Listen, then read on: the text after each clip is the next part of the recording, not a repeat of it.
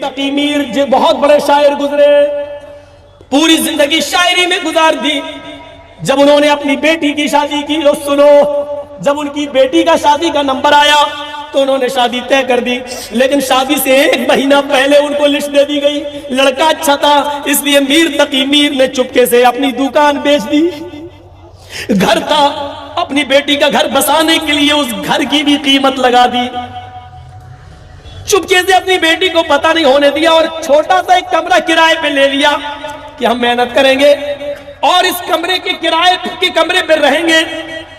बेटी को अभी तक पता नहीं चला, लेकिन जिस दिन शादी हुई, निकाह हुआ, हाथ में लड़की के मेहंदी लगाई गई और रुखसती के वक्त जो लड़कियां आम तौर पर रुखसत होते हुए अपने माँ बाप के गले लगकर रोती हैं, ये भी रोई।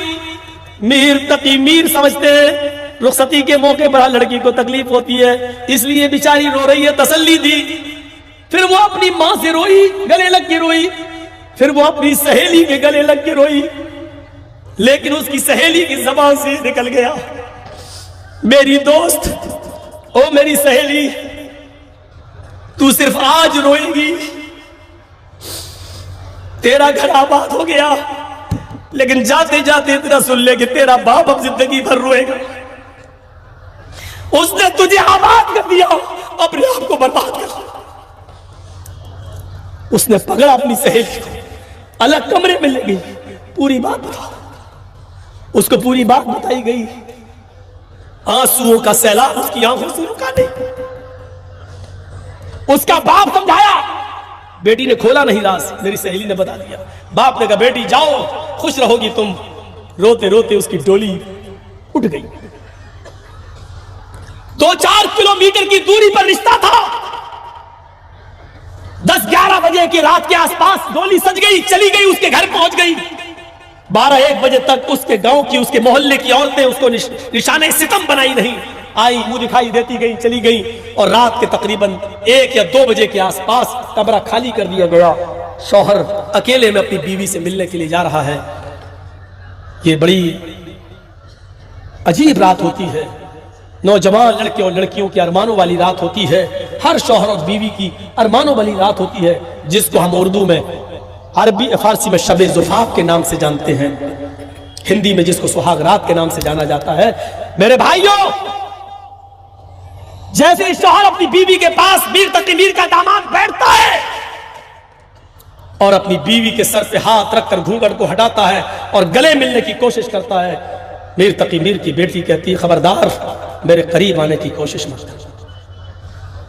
क्या हो गया तुम्हें, आज की रात हुज्जत कर रही हो? कहा तुमने मुझसे निकाह नहीं किया, तुम्हें तो मेरे बाप की मालो दौलत से मोहब्बत थी, वो नीचे रखा हुआ है तुम्हारी माँ के पास, जाओ उसी माल के पास सोइए, उसी को बोसा लीजिए, उसी को चूमिए और चाटिए, मेरे पास क्यों आया? दोनों में तनातनी बढ़ती है। पहले समझाने की कोशिश की, लेकिन बेटी को इतना दुख था अपने बाप के घर और मकान और दुकान की भिक्षा का कि वो मानने के लिए तैयार है। शौहर को भी थोड़ी जिद हो गई, सो जाना चाहिए था, आज नहीं तो कल समझा ले जाएंगे, लेकिन चूंकि अरमान थे, पहली रात का पता नहीं नौजवानों में कौन सा तसव्वुर बैठा हुआ है, उजलत और जल्दबाजी कर जाते हैं। उसने भी उजलत और जल्दबाजी की और दोनों में तनातनी बढ़ी। लड़की चीखती है, दौड़, चारपाई से नीचे गिरती है और जैसे ही नीचे गिरी उसको अटैक पड़ता है, और अटैक पड़ता है, अटैक पड़ते ही उसकी रूह कब्ज़ से उनसुरी से परवाज़ हो जाती है और 3 बजे उसका इंतकाल हो। मीर तकी मीर के कानों में फजर की आज़ान की आवाज जाती है, अल्लाहू अकबर, अल्लाहू अकबर। मीर तकी मीर मस्जिद में नमाज पढ़ने के लिए जाते हैं, वहां से निकल रहे हैं, किसी ने उनके कान में आवाज दी, मीर तकी मीर, आपकी बेटी अब इस दुनिया में नहीं रही, उसको अटैक पड़ गया है। इधर उस सहेली ने मीर तकी मीर को बता दिया था कि मैंने आपकी बेटी को ये सब कुछ बता दिया है। मीर तकी मीर ने डांटा भी था कि तुमने ऐसा क्यों किया।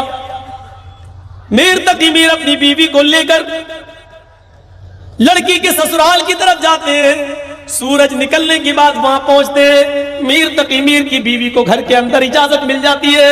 मीर तकी मीर से कहा जाता है कि आपकी बेटी को गुस्ल दिया जा रहा है, अभी कफनाया जाएगा। जब कफन पहन लिया जाएगा, पहना दिया जाएगा, तब आपको आपकी बेटी का चेहरा दिखाया जाएगा, अभी बाहर बैठी है।